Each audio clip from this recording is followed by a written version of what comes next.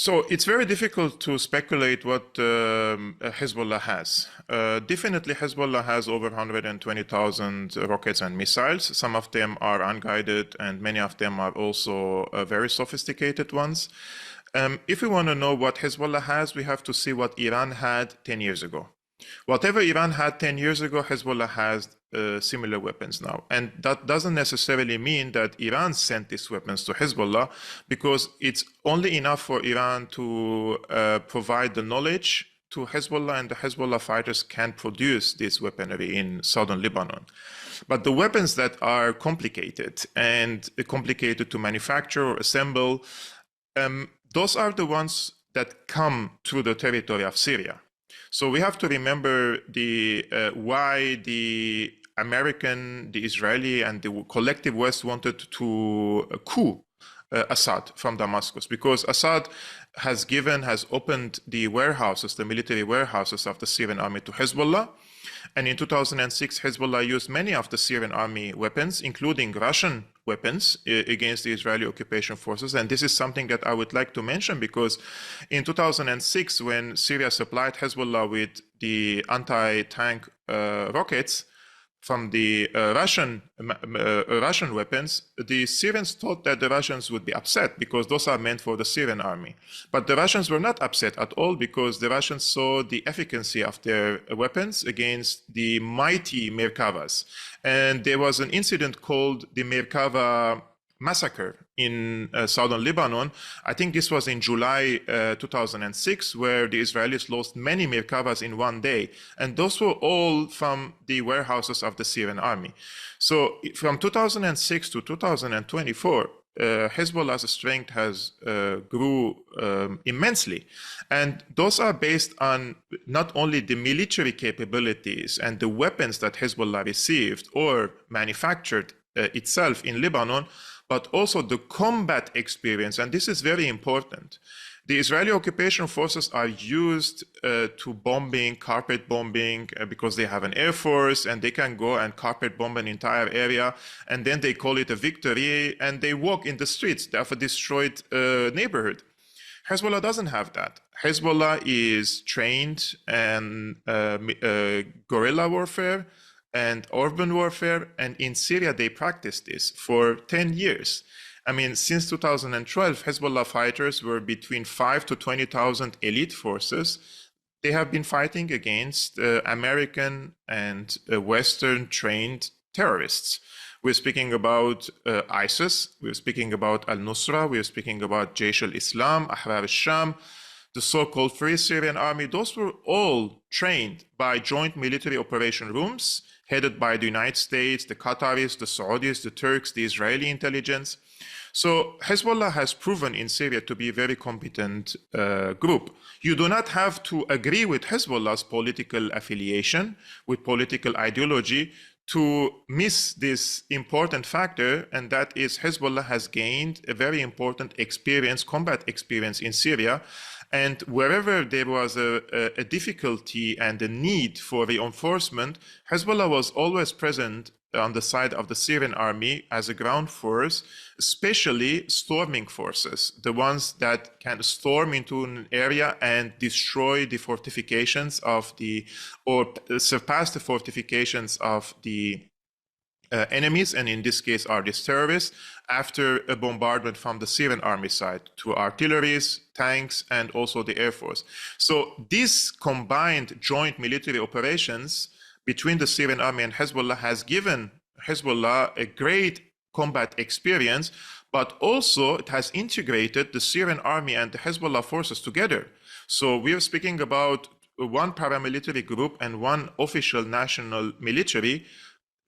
Both have now interconnections and they have joint military operation rooms. Therefore, now that Ben Gvir and Netanyahu threaten Lebanon with full-scale invasion, the rumors say that I cannot confirm 100%, but the rumors say that Italy sent an envoy to Damascus, and this was, of course, tasked by, if it's true, tasked by the United States in order to mediate in Damascus, because Damascus has close relationship with Hezbollah. So The surprises, definitely Hezbollah on a surprise element will reveal, in my opinion, air defense systems that the Israelis have not anticipated. They don't know what Hezbollah has.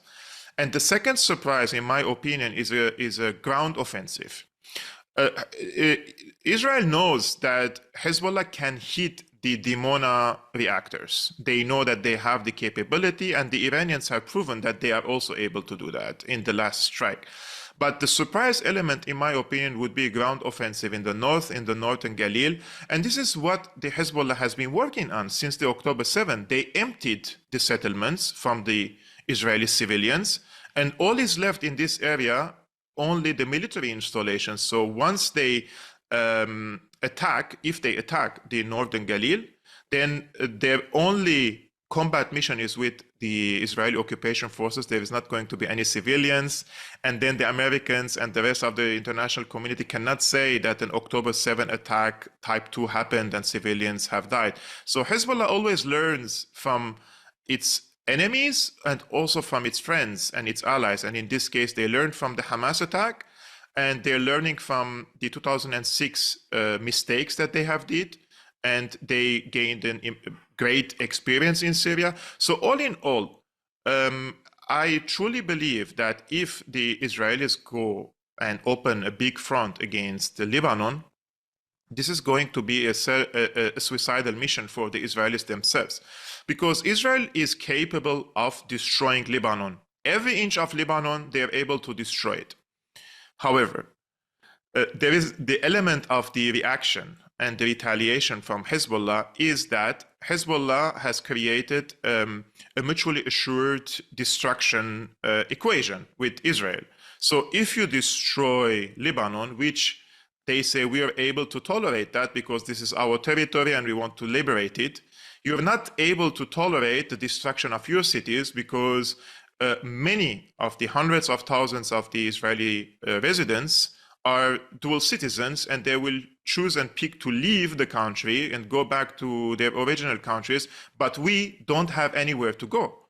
Nobody will receive us as refugees, and nobody will put us on planes and takes us to the different parts of the world. So this is the psychological game that Hezbollah is playing also with the Israeli side. And I see that they are successful in this, and the historical statements coming from the Israeli officials prove that they want to go to war against Hezbollah. Americans are telling them not to do so because they know the capabilities of Hezbollah, but do not underestimate the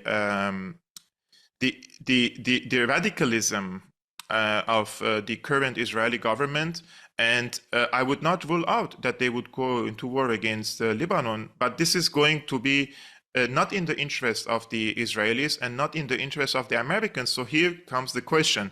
If blowing up the region is not in the interest of the US, then isn't Israel working against the interests of the United States here? And if that is the case, then why the American officials, congressmen, congresswomen, Secretary of State, President, Defense Secretary, the National Security Advisor, Jake Sullivan, and all the team, why are they all on the side of Israel unconditionally if Israel is harming the interests of the United States in the region? Because remember, the interest of the United States is to bring Saudi Arabia and Israel together to strike a peace treaty so that they end the Arab-Israeli conflict. This is in their grand scheme of the strategy in the region. But the current massacres of Israel in the Gaza Strip has tarnished and probably ended this potential normalization of relations between Saudi Arabia and Israel. And the Israelis have chosen they had two choices after the October 7. One, to end the apartheid system, which every single humanitarian organization and human rights organization says it's an apartheid. They had to finish the apartheid and create a one country so that everyone lives equally there.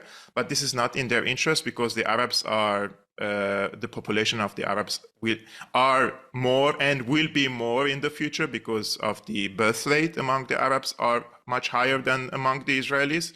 So they picked the second choice, the second option, and that is ethnic cleansing. So they want to kick the 2 million of the Palestinians out of the Gaza Strip. So in the future, they can focus on the West Bank and try to force as much as Palestinians out of the West Bank too. So when the time comes, so one-state solution, only a few Arabs left in the country, and they are irrelevant under any democratic system. And this is what Israel is trying to do nowadays.